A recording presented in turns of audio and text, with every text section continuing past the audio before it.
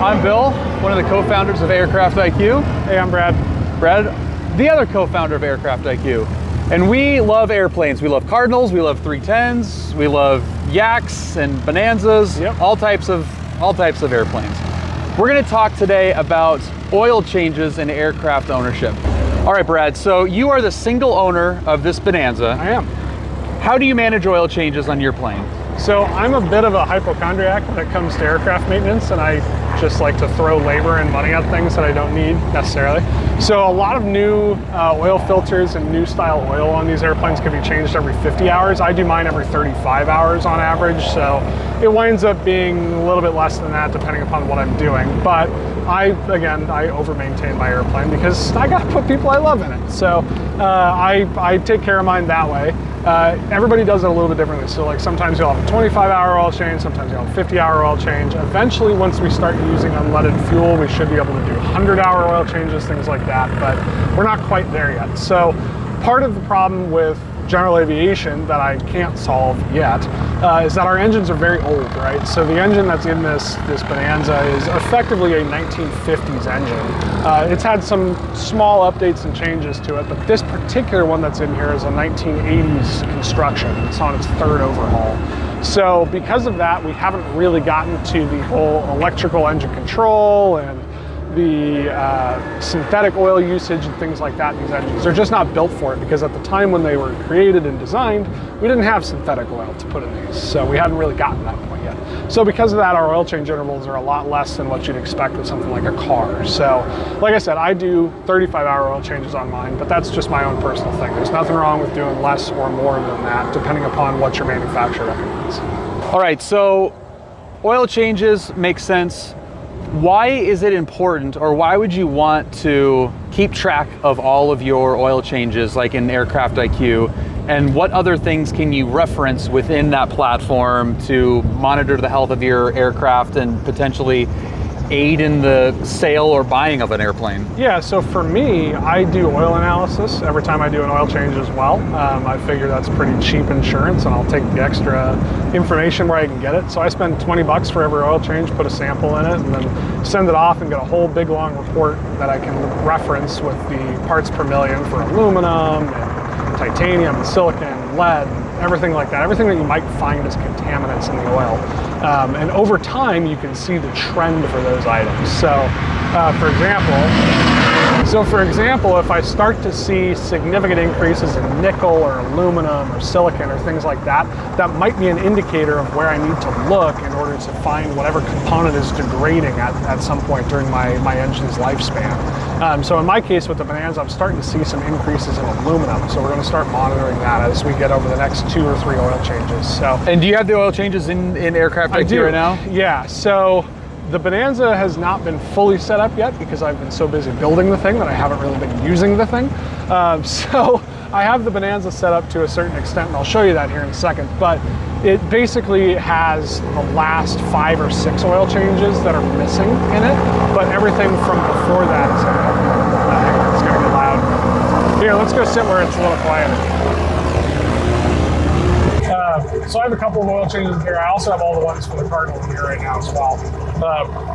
The theory that I have with part of the quick times update, being able to look at everything and track all this, is that when I go to submit my oil change informations to my oil analysis information, like the actual info page that you submit with the sample that you draw every time, I always find myself delaying a day or two just because I know that it's like 6 pages on this form, and I have to figure out what exactly format they want it in and go back to the logbooks and see how long it's been. I got tired of doing that. So I have built the solution to that.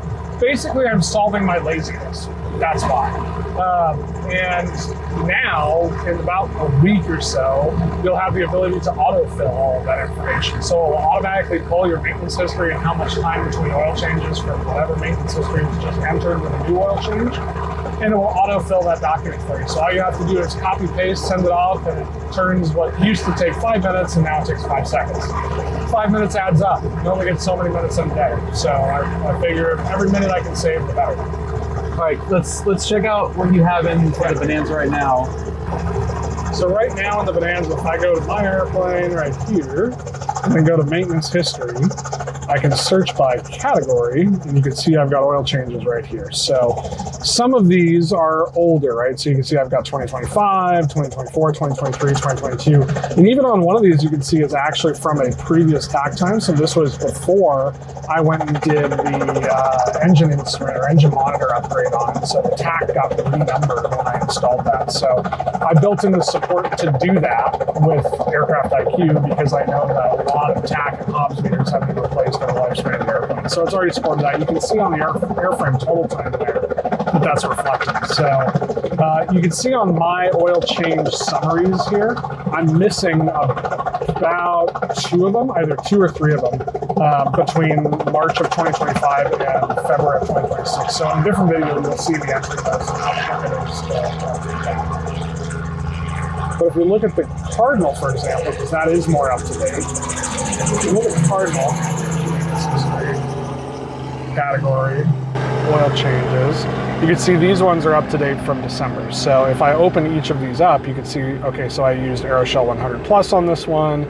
That was 25.9 hours on that oil, 31.3 on that oil, 34.5 on this oil, so on and so forth. So you can kind of keep track of it a little bit easier and just make life a little bit quicker to reference that when you're putting in the information for the oil analysis form. And what is a benefit to keeping track of all this stuff beyond just staying organized and for your own safety and maintenance purposes? It's great for resale. So when you have all of these records digitally available, sorry, I'm watching this arrow to make sure it's not gonna run into us here. So when you have all these records digitally, it makes it a lot easier for resale. You can generate one big electronic logbook effectively and say, oh, hey, here is the records that you would otherwise have to go through and take a picture of each page and combine the PDF and put everything together and then send 7 documents out. So now you don't have to. Now it's just one nice document. Here's all the intervals, here's all the tracking, here's all the interpretation of the handwritten, cursive, everything like that. So once I finish building out my history on the Cardinal, for example, like if I go back and look at the 100-hour inspections here, go back to the 70s, you've got all of these different entries in here that are handwritten entries. So like this one from 1978, this is a handwritten entry from Canal Aviation in Santa Monica, which, fun fact, my dad learned to fly there back in the 70s as well. But this is just on hand, you know. Awesome. Well, thanks, Brad, for that look inside Oil Changes and Airplanes, working title. Sure. For more information on AircraftIQ, go to aircraft-iq.com. Free trial is there waiting for you. See ya. Perfect.